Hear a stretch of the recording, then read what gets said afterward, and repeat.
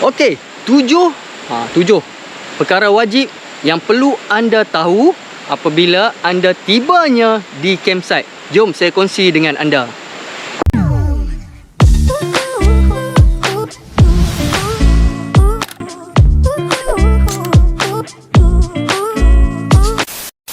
Hai, Assalamualaikum warahmatullahi taala wabarakatuh. Selamat datang ke Alan Hussein Channel. Apa khabar anda semua? Semoga anda semua berada dalam keadaan sihat walafiat hendaknya. Okey, kepada siapa yang baru singgah ke channel saya ini dan masih lagi belum subscribe, bolehlah subscribe, like, share and komen video-video saya.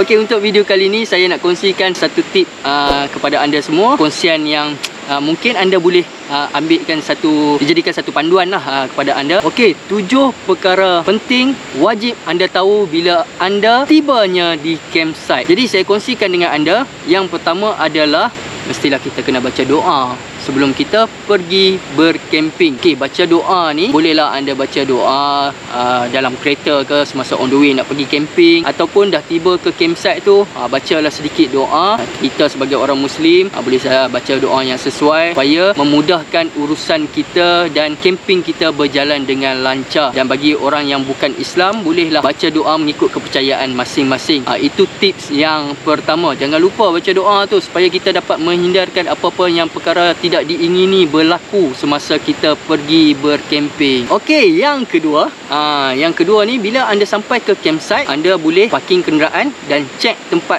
parking kenderaan tu. Setengah campsite kita boleh je masuk kereta sampai ke tapak kemah tu kan. Tapi ada campsite yang kena parking jauh dan kita kena angkut barang pergi ke tapak. Jadi kenderaan kita kena pastikan selamat dan berkunci, dan pagar untuk campsite tu pun sentiasa ditutup lah. Kita boleh tanya CEO dia, owner dia, macam mana security di tempat tersebut, selamat ke tak selamat, supaya kenderaan kita tu tidak ada apa-apa perkara yang tidak diingini berlaku lah. Mana tahu kita seronok-seronok bercamping, kita tinggal jauh, tiba-tiba ada orang ada buat sempoi punya projek, hilang habis semua barang. So kena pastikan benda kita tu selamat dan jangan lupa kunci. Okey, yang ketiga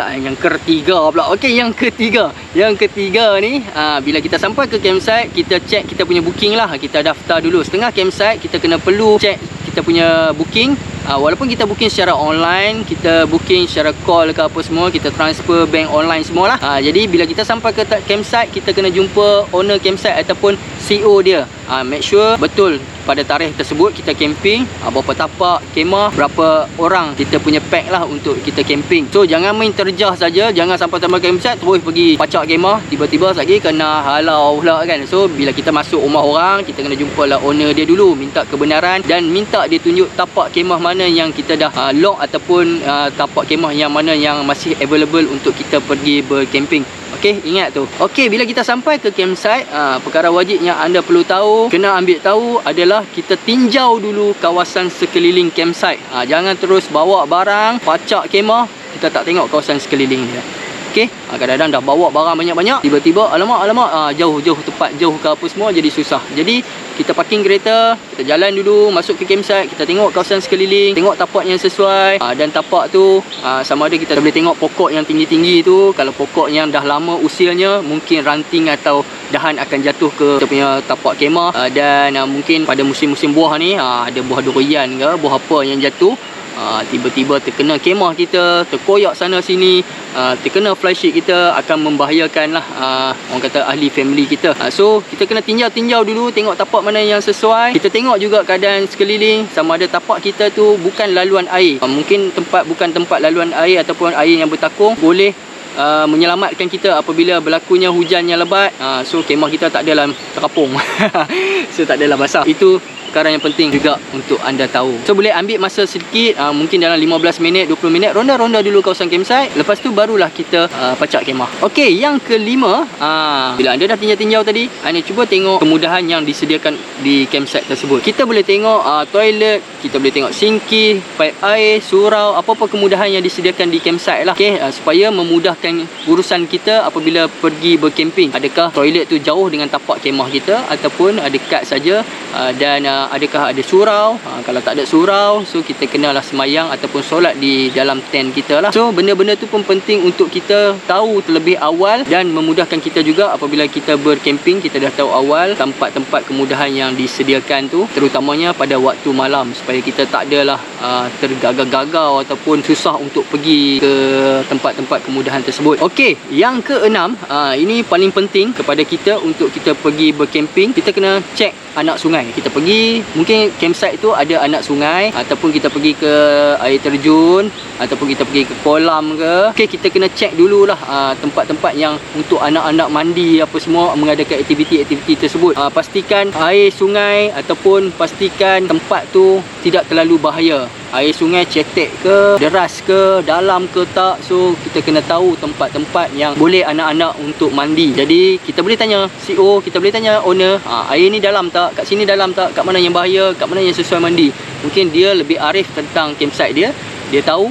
So kita kena check lah dulu. Jangan lupa juga, kalau boleh kita jangan biar anak kita mandi bersendirian tanpa pengawasan, supaya tidak berlaku perkara yang tidak diingini berlaku. Kadang-kadang anak-anak ni bila dia sampai, dia tengok anak sungai, memang dia teruja sangat lah dia nak mandi. Jadi kita kena bawa, bersabarkan dia tu supaya jangan pergi mandi tanpa ada kita ibu bapa yang boleh memantau dia lah.